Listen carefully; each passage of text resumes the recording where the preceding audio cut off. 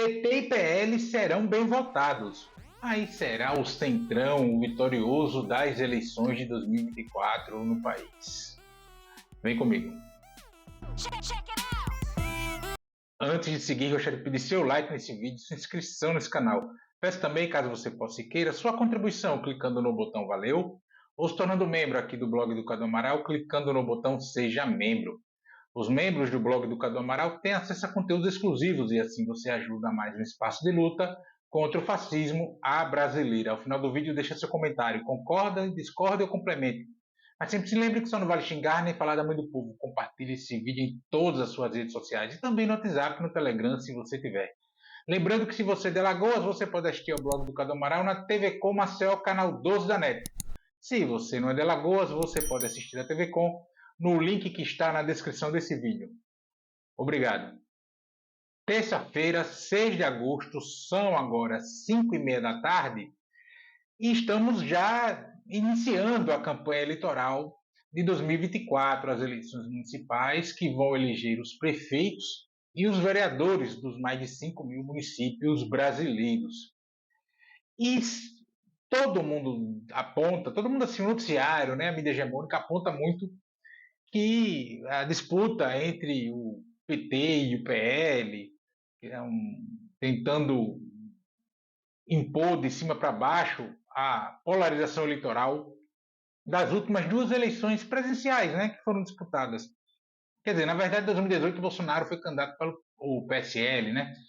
Mas entre o PT e o Bolsonaro, né, o PL, no caso agora, que é o partido ao qual Bolsonaro está filiado. Saiu uma reportagem no portal UOL dizendo que, inclusive, mas dentro dessa disputa, um texto muito numa lógica dessa coisa de reprodução ipsiliteris da disputa nacional nas cidades, de que o Centrão corre por fora da polarização, enfim, e lidera as pesquisas em 21 capitais. Mas o Centrão será o grande vencedor do pleito desse ano, não necessariamente por conta dessas capitais. Até porque fala-se muito da eleição do prefeito, as capitais são grandes cidades e as grandes cidades têm mais disputa, é uma situação um pouco diferente da maioria do país. O Centrão sempre é bem votado nas eleições municipais e sabe jogar esse jogo muito bem. Em 2020, por exemplo, o Centrão obteve 52% dos votos para prefeito. Esses dados são do Tribunal Superior Eleitoral. Eu excluí desse cálculo o MDB e o PSDB, e excluí o MDB porque o MDB ele tem algumas nuances, né? Tem uma galera que é de centro de verdade, não centrão. Você tem centrão, você tem uma ala que é mais à esquerda, você tem todo tipo aí.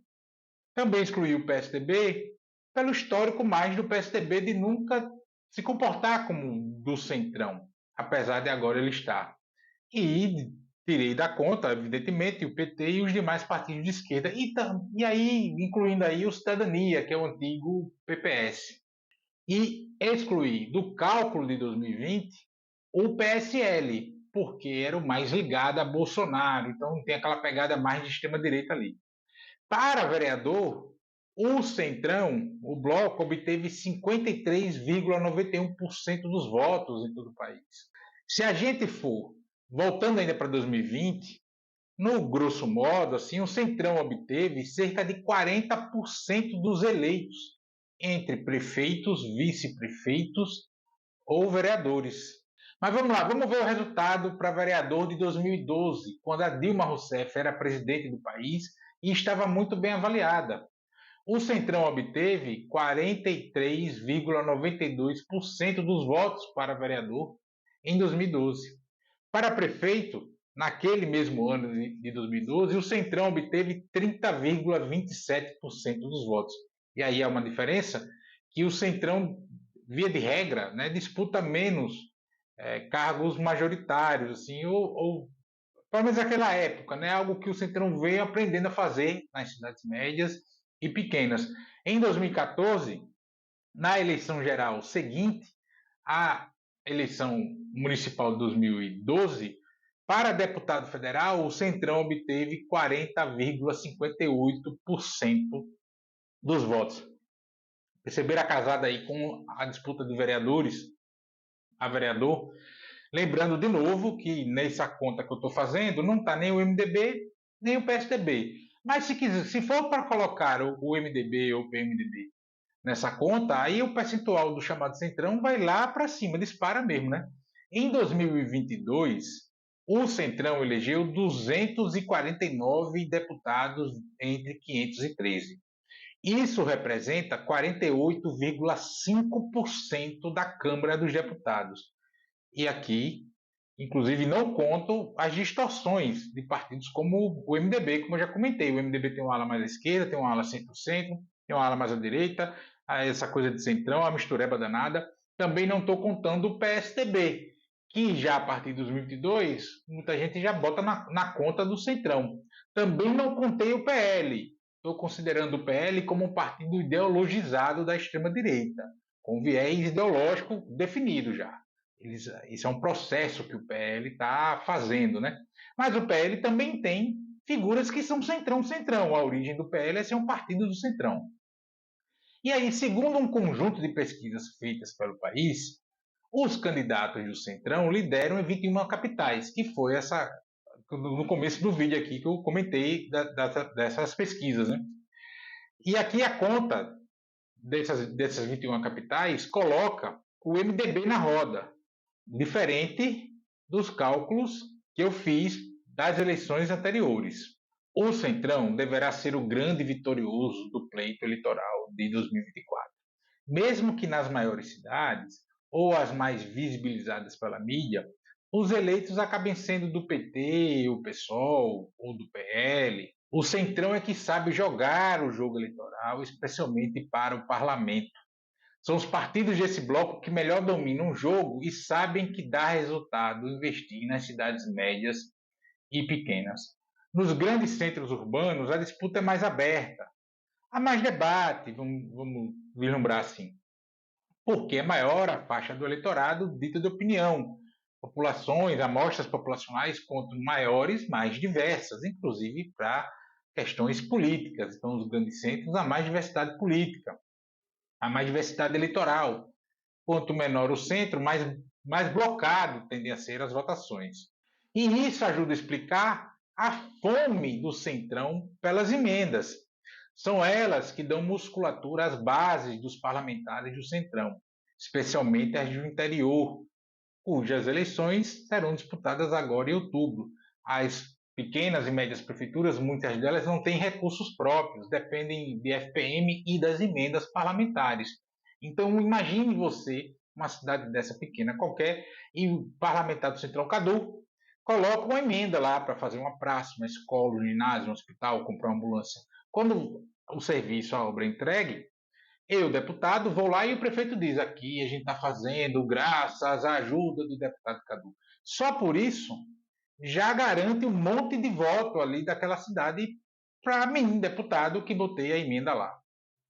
E sempre quando eu falo emenda aqui no canal ou no blog de texto, eu sempre faço questão de ressaltar que eu não me refiro a maus feitos, desvios ou nada do tipo. Eu falo dos impactos políticos eleitorais que as emendas geram dentro das regras do jogo. Estas cidades, por sua vez, devolvem essas bases, né, enfim, elas devolvem os votos para os parlamentares do Centrão nas eleições para o Congresso Nacional, que são sempre 2 anos depois, né? Principalmente na Câmara dos Deputados. No Senado, como é uma eleição majoritária, apesar de ser para o parlamento, nesse tipo de campanha, de candidatura, é mais fácil meio que você passar por cima da estrutura, você ter essa pegada mais de discurso, etc.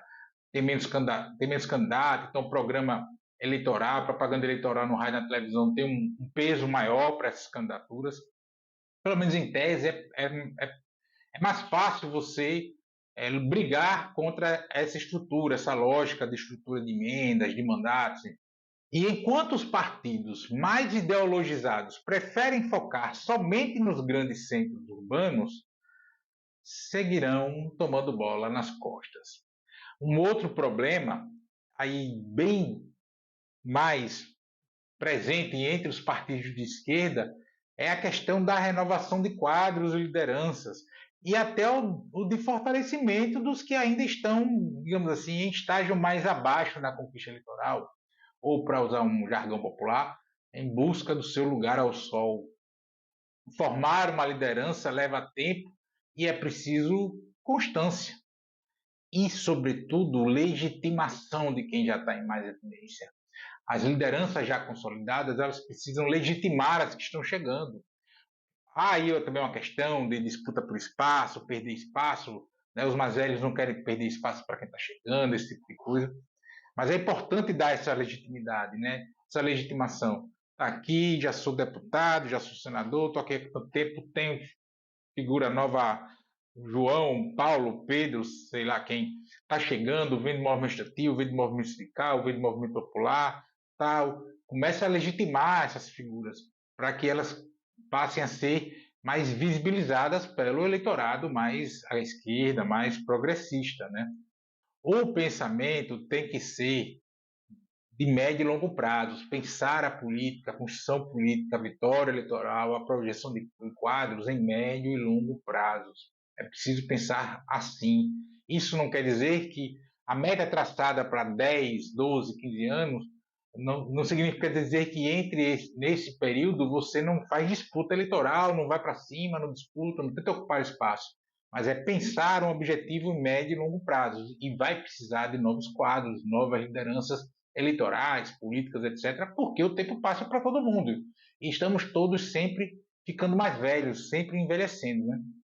E enquanto isso não for resolvido, não está no horizonte reverter esse quadro. A questão é que o Centrão não tem somente fome por emendas, mas também por mais poder institucional. Não é à toa essa conversa de semipresencialismo que o Arthur Lira fala a todo instante, e o Barroso também fica defendendo essa tese, Gilmar Mendes eventualmente toca nisso, enfim.